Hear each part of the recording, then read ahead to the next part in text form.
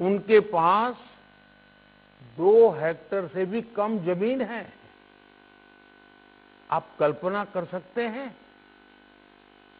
इन छोटे किसानों की संख्या 10 करोड़ से भी ज्यादा है। उनकी पूरी जिंदगी का आधार यही छोटी सी जमीन का टुकड़ा है, यही उनकी जिंदगी होती है। और इस छोटी सी जमीन के सहारे ही वो अपना और अपने परिवार का गुजारा करते हैं। पीढ़ी दर पीढ़ी परिवारों में होने वाला बंटवारा इस जमीन को और छोटा कर रहा है। इसलिए देश के छोटे किसानों की चुनौतियों को दूर करने के लिए हमने बीज, बीमा, बाजार और बचत, इन सभी पर चौतरफा काम किया।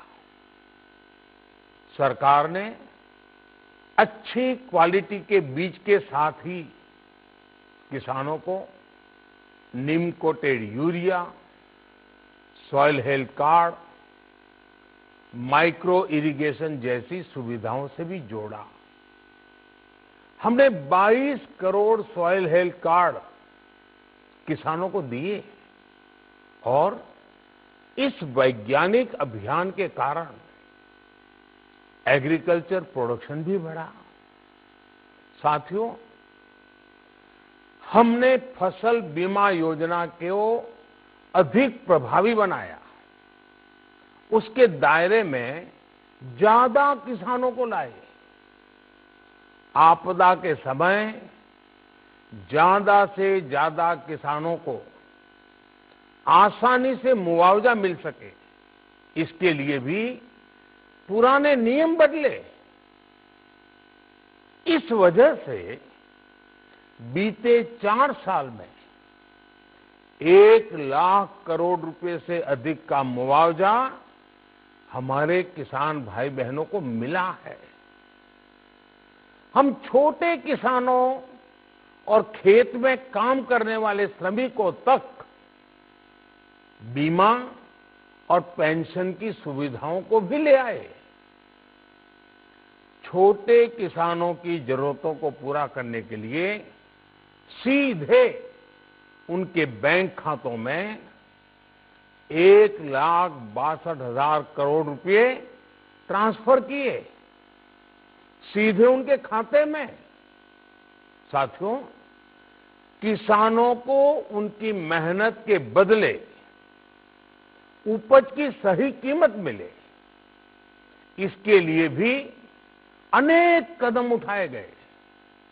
देश ने अपने रूरल मार्केट इंफ्रास्ट्रक्चर को मजबूत किया। हमने एमएसपी तो बढ़ाई है, साथ ही साथ रिकॉर्ड सरकारी खरीद केंद्र भी बनाए। हमारी सरकार द्वारा की गई उपज की खरीद ने पिछले कई दशकों के रिकॉर्ड तोड़ दिए हैं।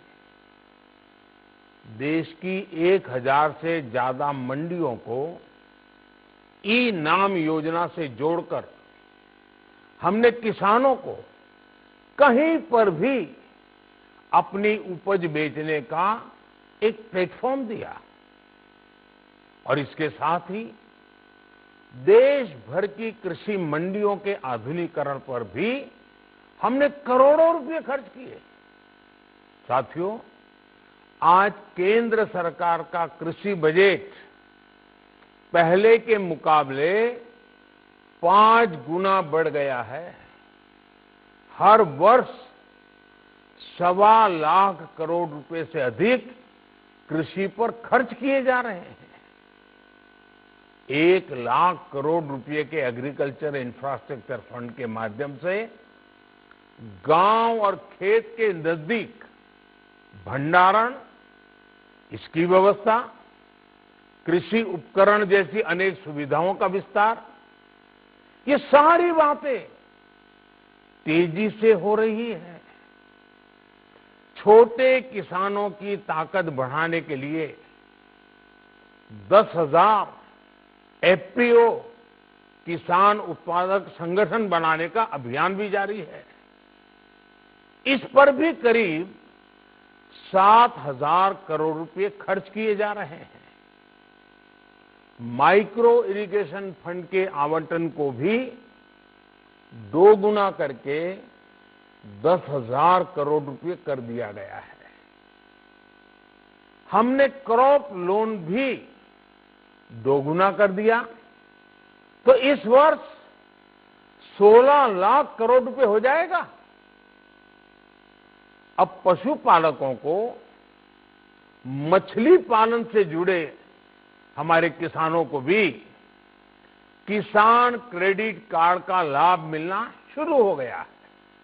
यानी हमारी सरकार किसानों के हित में हर संभव कदम उठा रही है, लगातार एक के बाद एक नए कदम उठाती जा रही है।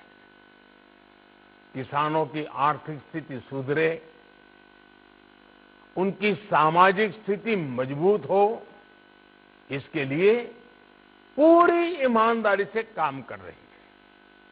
साथियों, किसानों की स्थिति को सुधारने की इसी महाअभियान में देश में 3 कृषि कानून लाए गए थे। मकसद ये था कि देश के किसानों को, खासकर छोटे किसानों को और ताकत मिले, उन्हें अपनी उपज की सही कीमत। मोदी का बुंदेलखंड दौरा है और इसी को लेकर ज्यादा जानकारी हमारे संवाददाता से लेंगे। दिलीप सिंह हमारे साथ लाइव जुड़ गए हैं। दिलीप, आज क्या कुछ सौगातें बुंदेलखंड को मिलने वाली है?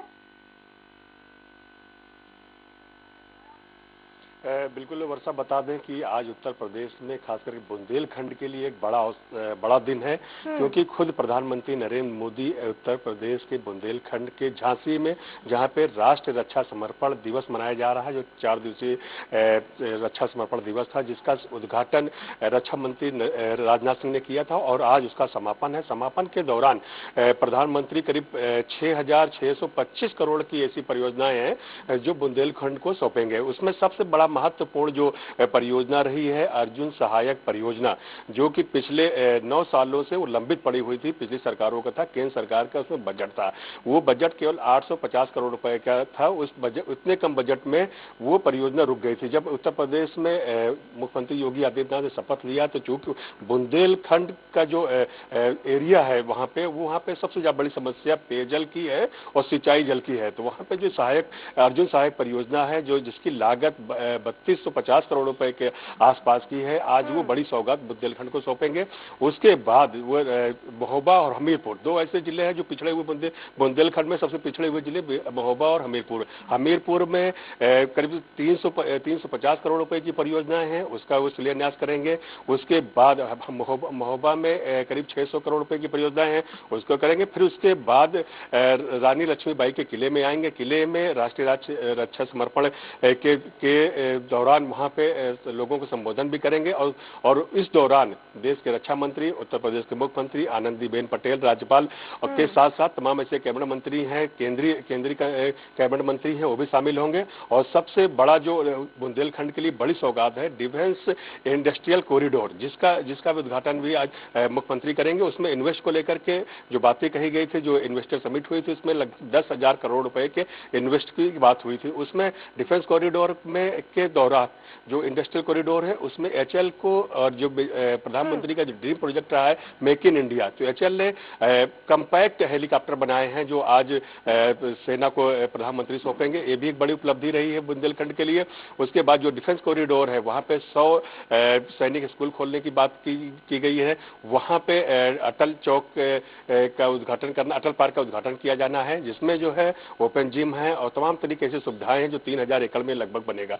और उसके बाद जो मेगा सोलर प्लांट जो बुंदेलखंड में जो बिजली की सबसे बड़ी समस्या है उसको लेकर भी प्रधानमंत्री उद्घाटन करेंगे। जो वहां के आसपास के करीब 300 ऐसे गांव होंगे जो मेगा सोलर प्लांट के माध्यम से जुड़ेंगे और उनकी बिजली की समस्या दूर होगी। तो आज उत्तर प्रदेश के बुंदेलखंड के लिए एक बड़ा दिन है। और बता दें, प्रधानमंत्री का जो ये दौरा है बुंदेलखंड का, ये बुंदेलखंड का दौरा, उसके बाद प्रधानमंत्री उत्तर प्रदेश में 3 दिवसीय दौरा है उनका। बिल्कुल दिलीप, क्योंकि बड़ा बजट है, साथ ही साथ ये परियोजनाएं भी काफी बड़ी है। लेकिन अगर हम देखें 2022 के विधानसभा चुनाव की, तो ऐसे में ये जो बड़ी परियोजनाएं है आखिर कितनी फायदेमंद साबित होंगी सरकार के लिए? क्या कुछ मायने इन परियोजनाओं के हम निकालें?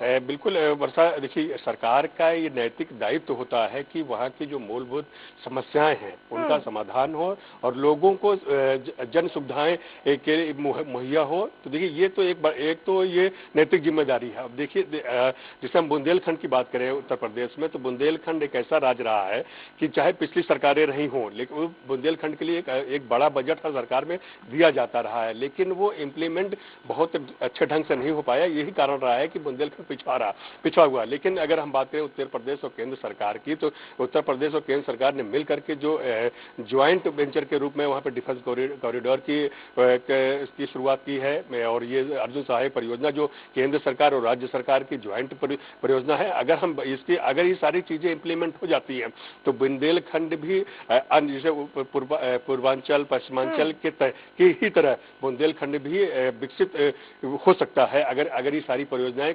प्रॉपर इंप्लीमेंट हो गई तो। बिल्कुल दिलीप, योजनाएं तो कई चलाई जाती है, लेकिन उनका इम्प्लीमेंटेशन और एग्जीक्यूशन दोनों ही बहुत ज्यादा जरूरी होता है, तभी ये जो योजनाएं हैं वो जनता तक पहुंचती हैं। आप बने रहिए दिलीप, आगे भी आपसे खबरों पर अपडेट्स लेंगे।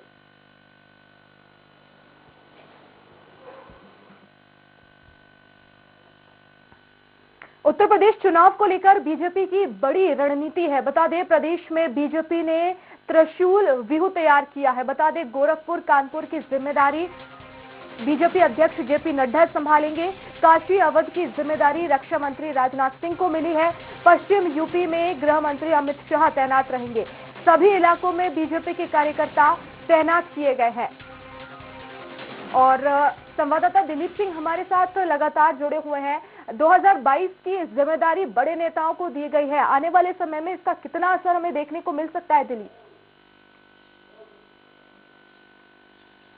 बिल्कुल वर्षा, अगर हम बात करें कि चूंकि उत्तर प्रदेश में विधानसभा चुनाव में कुछ ही महीने बचे हुए हैं, तो भारतीय जनता पार्टी पूरी तरह से चुनावी मैदान में है। इनके जो 3 शीर्ष बड़े नेता हैं, जेपी नड्डा राष्ट्रीय अध्यक्ष भारतीय जनता पार्टी के, रक्षा मंत्री राजनाथ सिंह और खुद अमित शाह जो गृह मंत्री हैं, इन्होंने भी उत्तर प्रदेश को 3 भागों में डिवाइड करके त्रिशूल व्यू बनाया है, जिसकी रचना खुद अमित शाह ने किया था। अभी जब कुछ दिन पहले आए थे तो अमित शाह ने कहा था कि बैठक हुई थी।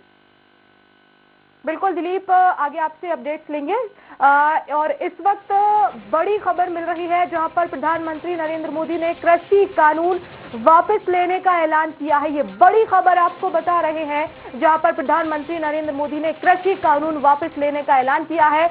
आखिरकार जो किसानों की मांग थी और उसी मांग को सरकार ने मान लिया है और जो कृषि कानून है उसे वापस लेने का ऐलान किया है। तो ये बड़ी खबर आपको बता रहे हैं। लगातार 1-1.5 साल से बॉर्डर पर डटे हुए थे, गाजीपुर बॉर्डर पर किसान डटे हुए थे और इसमें किसानों की मौत भी हुई है। ऐसे में लगातार किसानों की तरफ से कृषि कानून वापस लेने की मांग की जा रही थी। हालांकि सरकार की तरफ से कई दौर की वार्ता भी हुई, लेकिन वो वार्ता कहीं ना कहीं विफल साबित हुई थी, क्योंकि सरकार की तरफ से कहा जा रहा था कि अगर कृषि कानून में कुछ संशोधन करना है तो उस पर बात करिए। और लेकिन अब जो वापस लेने की किसानों से मांग की जा रही थी, लेकिन अब फिलहाल कृषि कानून वापस ले लिया है। इस वक्त की सबसे बड़ी खबर आपको बता रहे हैं, कृषि कानून वापस लेने का पीएम मोदी ने ऐलान किया है। जो कर रहा हूं देश के लिए कर रहा हूं, आप सभी के आशीर्वाद से। मैंने मेहनत में पहले भी कोई कमी नहीं की थी। आज मैं आपको विश्वास दिलाता हूं कि अब और ज्यादा मेहनत करूंगा ताकि आपके सपने साकार हो सके, देश के सपने साकार हो सके। आपका बहुत बहुत धन्यवाद। नमस्कार।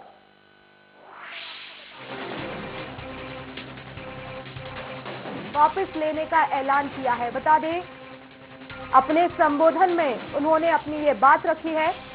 कोरोना काल में 11वां संबोधन प्रधानमंत्री नरेंद्र मोदी का था। सबसे पहले उन्होंने करतारपुर कॉरिडोर खुलने पर बधाई दी देशवासियों को और उसके बाद उन्होंने किसानों पर एक बार फिर से अपनी बात रखी। उन्होंने कहा, किसान कल्याण ही हमारी पहली प्राथमिकता है, किसानों का कल्याण होना हमारी प्राथमिकता है, हमारी सफलता है। तो ऐसे में कृषि कानून को वापस लेना काफी ज्यादा अहम हो जाता है। लेकिन सवाल यही कि आखिर, क्योंकि सरकार की और किसानों की कई दौर की वार्ताएं चली, तो ऐसे में आखिर क्या कुछ वजह रही है, इसके पीछे का क्या कुछ एजेंडा है, अभी फिलहाल क्लियर नहीं है। लेकिन बड़ी खबर, कानून वापस ले लिया है।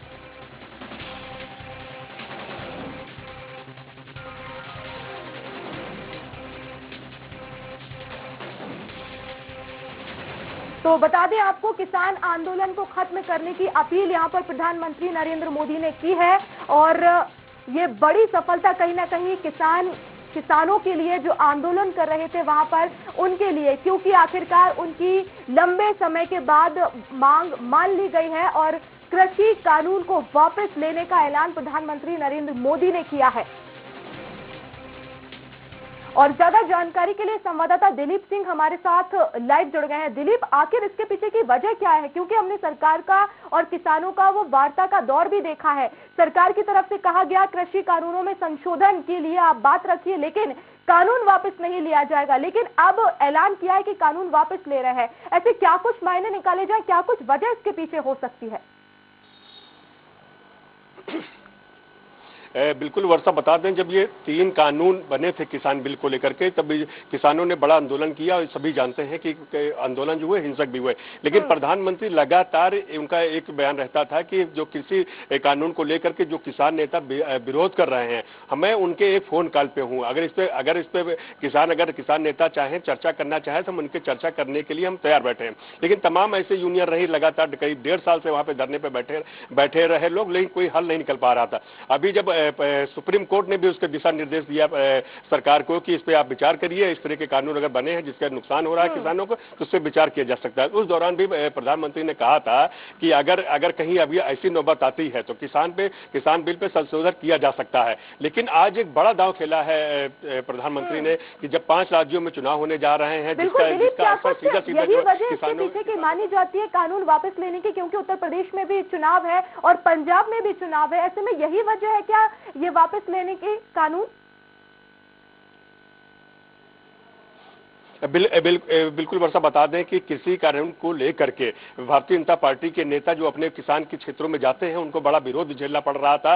यहां तक कि उनकी गाड़ियों के पथराव भी हुए। अभी देखिए लखीमपुर का एक सीधा उदाहरण रहा जो काफी हिंसक हुआ, 9 लोगों की मौतें हुई। ऐसी स्थिति में जब किसान आंदोलित है तो इनको लग रहा था कि अगर हमारे नेता वहां जाते हैं, किसान का विरोध अगर झेलना पड़ेगा तो हो सकता है कि परिणाम हमारे लिए अनुकूल न हो, क्योंकि 5 राज्यों के चुनाव है उसको भी देखते हुए। और लेकिन एक बात ये भी रही है कि प्रधानमंत्री लगातार, जब कानून बिल का विरोध हो रहा था तो प्रधानमंत्री लगातार कह भी रहे थे कि मैं सिर्फ एक फोन कॉल की दूरी पे हूं, अगर किसान नेता चाहें तो मुझसे बात करें। तो इसमें जाहिर सी बात है कि किसान बिल को लेकर के जो भी मतलब बैकफुट पे सरकार आई है। खुद प्रधानमंत्री को देश के नाम संबोधन करना पड़ा उनको और ये बात कहनी पड़ी कि किसानों के हित के लिए हम काम करेंगे, जो भी किसान, छोटे किसान हो या बड़े किसान हो, सबके लिए सरकार काम कर रही है। लेकिन ये कहीं ना कहीं उनको लगा प्रधानमंत्री को कि ये 3 कानून अगर रहेंगे तो निश्चित तौर पर चाहे किसानों को नुकसान हो या ना हो, लेकिन आंदोलन के चलते भारतीय जनता पार्टी को नुकसान जरूर होगा। यही कारण हो सकता था। लेकिन दिलीप, अभी हाल ही में जो प्रधानमंत्री नरेंद्र मोदी ने संबोधन में कहा है कि किसानों का कल्याण ही हमारी प्राथमिकता है, क्या अब ये मान लिया जाए कि कहीं ना कहीं कृषि कानून से किसानों का कल्याण नहीं था और यही वजह वापस ले लिया है कानून? देखिए कृषि कानून तो जो 3 कानून थे उसको भी हम लोगों ने बड़ा अध्ययन किया, तो उसमें कहीं ऐसा बहुत सारी चीजें ऐसी भी थी जो उसमें किसानों के हित में थे। लेकिन चूंकि ये बवाल बड़ा था, किसान आंदोलन पूरे देश भर में आंदोलित थे और इसको लेकर के जो दिल्ली में घटना हुई, जो उत्तर प्रदेश लखीमपुर में घटना हुई, राजस्थान में घटना हुई, हरियाणा में जो घटना हुई, उन सबको देखते हुए कृषि कानून में क्या किसानों के हित के लिए था या नहीं था। लेकिन इसमें कहीं ना कहीं सरकार का अहित जरूर होने वाला था, क्योंकि 5 राज्यों के जो चुनाव है इसमें किसान आंदोलन जो है बड़ी भूमिका निभाने जा रहा था। तो कहीं ना कहीं कि सरकार ने अपने मंत्रियों के साथ या सरकार बैठ करके अपने पार्टी पदाधिकारियों के साथ में ये निर्णय लिया गया होगा कि अगर ये तीनों कानून बिल अगर वापस ले लेते हैं तो निश्चित तौर पर सरकार को कहीं ना कहीं से फायदा होगा। जो 5 राज्यों में चुनाव होने वाले उसका भी लाभ मिल सकता है। तो निश्चित तौर पर ये बैठकें हुई होंगी और खुद प्रधानमंत्री जब आज देश का नाम संबोधन कर रहे हैं तो निश्चित तौर पर कहीं ना कहीं सरकार को लगा होगा कि हमें सरकार जो किसानों का कहीं अगर इसमें अहित है या जो आंदोलन हो रहा है, जो किसान 1.5 साल से धरने पे बैठे हुए हैं, उनको किसी तरह से वहां से आंदोलन खत्म किया जाए और एक अनुकूल माहौल बनाया जाए चुनाव में जाने के लिए। बिल्कुल दिलीप, आप बने रहिए और इस वक्त हमारे साथ एसपी त्रिपाठी हमारे चैनल हेड फोन लाइन पर जुड़ गए हैं। त्रिपाठी जी, एक बड़ा ऐलान प्रधानमंत्री नरेंद्र मोदी ने किया है कि कृषि कानून वापस लेंगे। आखिर इसके पीछे की वजह क्या कुछ मानते हैं आप? देखिए, सबसे बड़ी वजह यह है कि सामने चुनाव है। इसके पहले पेट्रोल और डीजल की कीमतों के उसमें भी जिस तरह से कीमतें बढ़ रही थी, उस समय केंद्र सरकार कोई उसमें बहुत ज्यादा रिएक्शन नहीं दे रहा था। लेकिन जैसे ही 3 लोकसभा और बाकी जो विधानसभा चुनाव के परिणाम आए हैं कि जिसमें मध्य प्रदेश के अगर छोड़ दिया जाए खंडवा सीट को तो बाकी दोनों सीटें, एक दादरा नगर हवेली और मंडी सीट, दोनों लोकसभा हार गए जहां ये पहले जीते हुए थे। तो ये उस समय इन्होंने, आपने देखा होगा कि पेट्रोल डीजल की कीमतें अचानक इन्होंने कम की। लेकिन कृषि कानून को लेकर के जिस अभी सामने पंजाब में चुनाव है, उत्तर प्रदेश में चुनाव है, उत्तराखंड में चुनाव है, इसके अलावा 2 मणिपुर में भी चुनाव है और गोवा में, तो सब जगह कृषि कानूनों का निश्चित तौर पर कहीं न कहीं फर्क पड़ता, खासकर उत्तर प्रदेश में। उत्तर प्रदेश में आपको ध्यान हो, कुछ दिन पहले ही उत्तर प्रदेश के योगी सरकार के मंत्री ने ही कहा था कि अगर चुनाव जीतना है पूर्वी उत्तर प्रदेश में बुरी तरह से किसानों का असर पड़ेगा, पश्चिमी उत्तर प्रदेश में पड़ेगा। लखीमपुर खीरी की घटना आपके सामने ही है। तो इन सब चीजों को अगर उन्हें देश के सबसे बड़े राज्य उत्तर प्रदेश में अगर उन्हें चुनाव जीतना है तो किसानों को उन्हें निश्चित तौर पे बनाना पड़ेगा। कवायद ये भी की गई थी कि गन्ना का समर्थन मूल्य जो है उसमें 25 रुपए बढ़ोतरी की, लेकिन उसके बाद भी किसान आंदोलन जिस तरह से उग्र होता चला जा रहा था, उसको देखते हुए मोदी जी ने जो फैसला लिया है तो निश्चित तौर पे सामने जो दिख रहा है कि आने वाले चुनाव पे असर उसका पड़ेगा। जी त्रिपाठी जी, क्योंकि लंबे समय से ये जो आंदोलन है किसानों का वो चल रहा है, गाजीपुर बॉर्डर पर किसानों ने लाठियां भी खाई हैं, किसानों की मौत भी हुई है। ऐसे में क्या माना जाए, क्या ये जो विधानसभा चुनाव नजदीक आ रहे हैं, ऐसे में सरकार ने सिर्फ अपने फायदे के लिए इसे वापस लिया है? क्या उन किसानों की अब उन किसानों की न्याय का क्या होगा? क्या उन्हें न्याय मिलेगा? वर्षा, यहाँ सवाल न्याय का नहीं मिलता। न्याय किसान जिस तरह से मांग कर रहे थे तो ये न्याय ही उनको मिल गया है। किसान आंदोलन इस तरह से, जब सरकार ने ये तीनों कानून जो लागू किया था उस दौरान इनको उम्मीद नहीं रही होगी कि इस तरह से किसान इसका विरोध करेंगे। हो सकता है सरकार के मन में ये रहा हो कि जो नए कानून के तहत किसानों को सीधे फायदा मिलेगा, लेकिन किसान उसको मान नहीं कर रहे थे। सबसे बड़ा जो कानून है कि न्यायालय नहीं जा सकते हैं, एसडीएम कोर्ट या कलेक्टर कोर्ट में उनका फैसला होगा, एक सबसे बड़ा कानून ये था। दूसरा, समर्थन मूल्य बढ़ाने की बात कर रहे थे, वो भी नहीं था कानून में। इनका कहना था कि एक निश्चित समर्थन मूल्य तय कर दिया जाए, किसी मिनिमम प्राइस जो है, जो भी किसी भी फसल की मिनिमम प्राइस तय की जाए, वो भी नहीं था उस कानून में। जो ये कह रहे थे बार बार कि कहीं भी किसान अपनी फसल बेच सकता है, ये तर्क दिया जा रहा था भारतीय जनता पार्टी के नेताओं के द्वारा कि इस कानून के तहत किसान अपना फसल कहीं भी, अगर वो बिहार से ले जाके दिल्ली में बेचना चाहता है तो बेच सकता है। ये तो पहले भी किसान बेच सकता था। ये जो उनका खलिहान है किसानों के, वहां से भी जाकर के व्यापारी अनाज खरीदते थे। तो ये कानून का कोई बहुत ज्यादा फर्क नहीं पड़ रहा था। जैसा कि राकेश टिकैत जी अपने स्वराज एक्सप्रेस में भी उन्होंने अभी कुछ दिन पहले ही अपने प्रोग्राम में जनता मांगे जवाब में वो जुड़े थे और उन्होंने कहा था कि जब तक किसान पूरा बिल वापस नहीं होगा तब तक किसान आंदोलन करेंगे। इसके पहले 11 बैठकें इनकी हो चुकी थी।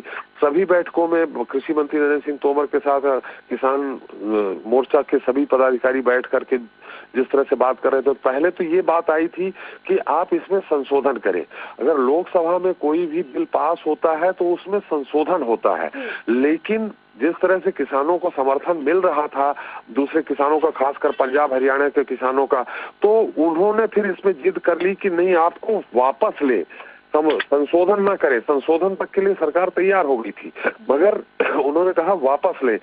तो वो निश्चित तौर पे केंद्र सरकार, मोदी सरकार, बीजेपी सरकार कुछ भी कहे, उनने देखा होगा कि आने वाले समय में, हालांकि लोकसभा चुनाव अभी 2024 में है, लेकिन 22 अगर दिल्ली तक पहुंचना है, दिल्ली का रास्ता मैं आपको बता दूं कि उत्तर प्रदेश से ही होकर जाता है। मैंने दिल्ली में अगर आपको शासन करना है तो उत्तर प्रदेश एक बहुत बड़ा भूमिका अदा करता है। 80 सीटें हैं वहां पे लोकसभा की, तो एक तरह से उत्तर प्रदेश चुनाव और उत्तर प्रदेश उत्तराखंड को मिला दे तो 85 सीटें हो जाती हैं। ये दोनों उनके लिए बहुत असर कर सकते थे। और अंदर अंदर भारतीय जनता पार्टी के भी कुछ नेता इस कानून को लेकर के दबाव बना रहे थे, अपनी राय रख रहे थे कि किसी तरह से इस कानून को वापस करें, नहीं तो आने वाले समय में बहुत इसका असर पड़ेगा। एक तरफ महंगाई का तो है ही, आप खुद जानती हैं कि पेट्रोल डीजल से लेकर रसोई गैस से लेकर के जिस तरह से बाकी खान पे रोजमर्रा की जो चीजें हैं, तेल है, खाने का सरसों का तेल है, ये सब महंगे हो गए थे। तो दोहरा इनके ऊपर विपरीत असर पड़ता, एक तो किसान कानून और दूसरा ये महंगाई। इस कारण निश्चित तौर पे फैसला लिया। जिस तरह से अचानक मोदी जी अभी उत्तर प्रदेश के दौरे में भी थे, तो उन्होंने देखा होगा कि किसान का बहुत ज्यादा विरोध किसानों के द्वारा किया जा रहा, और पश्चिमी उत्तर प्रदेश में तो इसका बहुत लखीमपुर खीरी की घटना आपके सामने है। पश्चिमी उत्तर प्रदेश में 164 सीटें आती हैं विधानसभा की, 403 सीटों में 164 सीटों का महत्व आप समझ सकते हैं अपने आप में है। बुंदेलखंड के किसान भी इसमें है, बुंदेलखंड में 16 सीटें आती हैं, अभी 16 की 16 सीटें बीजेपी के खाते में है। तो इन सब चीजों का असर देखते हुए निश्चित तौर पर फैसला लिया गया होगा केंद्र सरकार के द्वारा, मोदी सरकार के द्वारा। बिल्कुल, एक बड़ी जीत यहाँ पर किसानों की हुई है। बहुत शुक्रिया त्रिपाठी जी हमसे जुड़ने के लिए। साथ ही साथ हमारे संवाददाता जुड़े हुए थे दिलीप सिंह, आपका भी बहुत शुक्रिया तमाम जानकारी के लिए। और प्रधानमंत्री नरेंद्र मोदी ने अपने संबोधन में क्या कुछ कहा, आइए एक बार फिर सुनते हैं। आज मैं आपको, पूरे देश को ये बताने आया हूं कि हमने 3 कृषि कानूनों को वापस लेने का, रिपील करने का निर्णय लिया है। आज गुरु पर्व का पवित्र दिन है। अब आप अपने अपने घर लौटे, अपने खेत में लौटे, अपने परिवार के बीच लौटे। आइए एक नई शुरुआत करते हैं। और इसी के साथ इस बुलेटिन में फिलहाल इतना ही। खबरें लगातार जारी हैं। नमस्कार।